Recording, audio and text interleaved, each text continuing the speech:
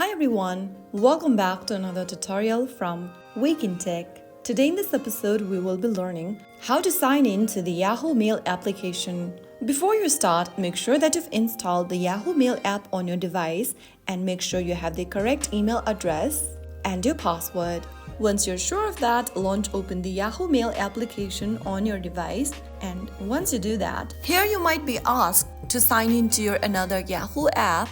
If you have one, from here, go ahead and select if you want to access your AOL, or if you want to create a new Yahoo email address, or if you have another Yahoo email address, simply select the last option and click continue.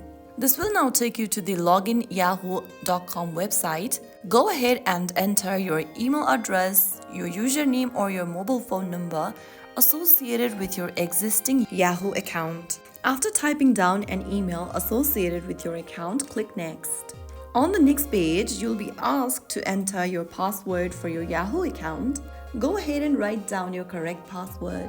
If you don't remember the password, you can click on the Forgotten Password link and follow through the instructions. If you do remember your password, type it down without any problem. Finally, click on the Next button once your credential is correct. Now, on the next page, if you want to sign in next time using your Face ID or fingerprint, click on Allow. If not, tap on Not Now. Enable push notifications if you want.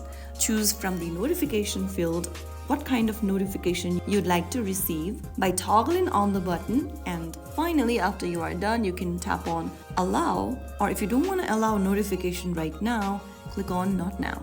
Now follow through the on-screen instructions and then you will be able to sign into your Yahoo Mail account using the Yahoo Mail application on your mobile devices. So that's how it's easily done. You can now go to your account settings in Yahoo Mail app, update your recovery phone number or email, enable two-factor authentication if not already done so that you can keep your account secure.